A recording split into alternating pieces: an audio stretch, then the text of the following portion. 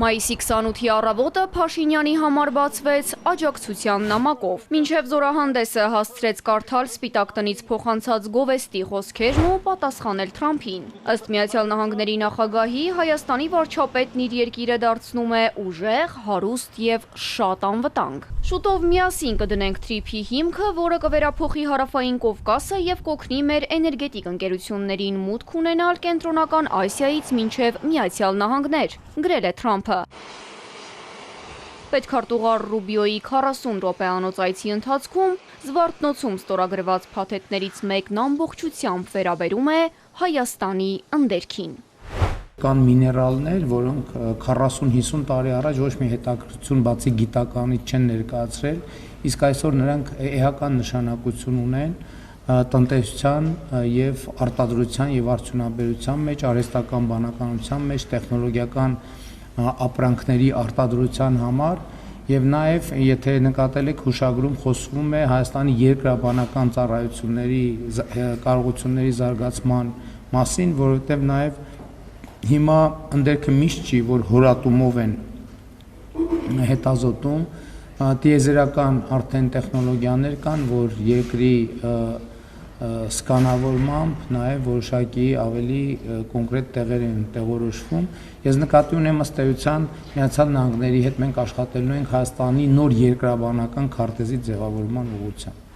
Թրամփի նամակի վերջին նախադասությունն ամբողջացնում է Հայաստանի ընդերքին առնվազն հասանելիություն ունենալու տրամաբանությունը։ Փաշինյանն ունի իմ լիակատար աջակցությունը հունիսի 7-ին վերընտրվելու համար։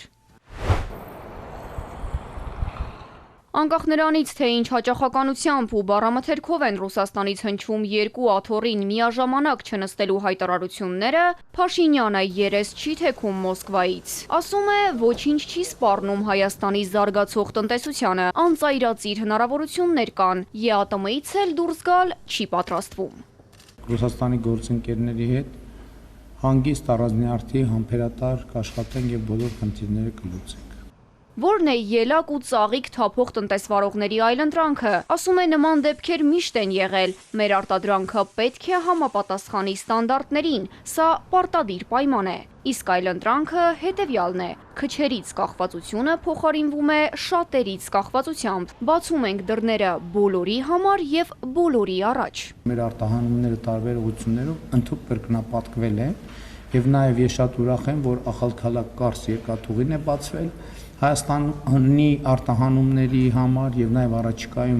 բիզնես պատվիրակություններ են գնալու, հանդիպելու այդ երկաթգծի երկայնքով հնարավոր շուկաները ուսումնասիրելու, մենք արդեն միջազգային գործընկերներից ունենք այդ հրավերները, բացի այդ մենք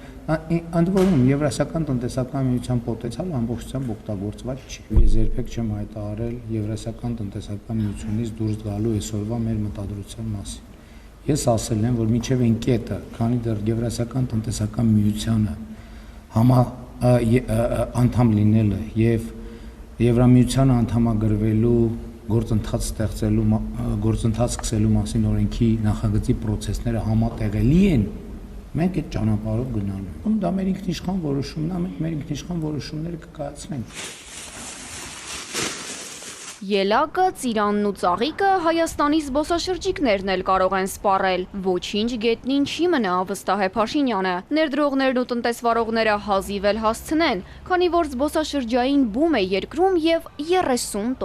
աճ։ Իսկ այն երկաթուղին, ինչի մասին խոսում է, վաղուց է բաց։ Դրանից նույնիսկ վրացիները չեն օգտվում։ Թանկ է եւ դրա հնարավորությունն ունեն բացառապես հսկայական քանակի բեռներ փոխադրողները։ Քարոզչության հիմնական թեզն ուղեկցվում է պատերազմի սպառնալիքով։ Եթե չընտրվի ու այնուամենայնիվ պատերազմ սկսվի, հրապարակում ցուցադրված զինտեխնիկան կարող է պաշտպանել մեր երկիրը, ասում է բանակի կերպափոխումը պատերազմի մասին չէ, այլ խաղաղության։ Դու քեզ կենթանի ընդհանրապես,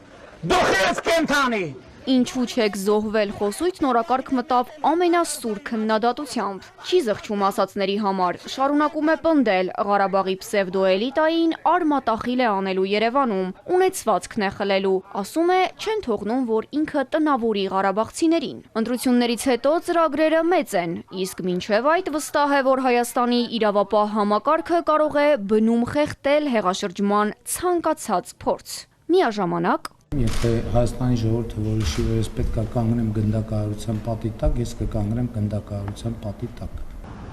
Մարիա Հակոբյան, Էպիկենտրոն։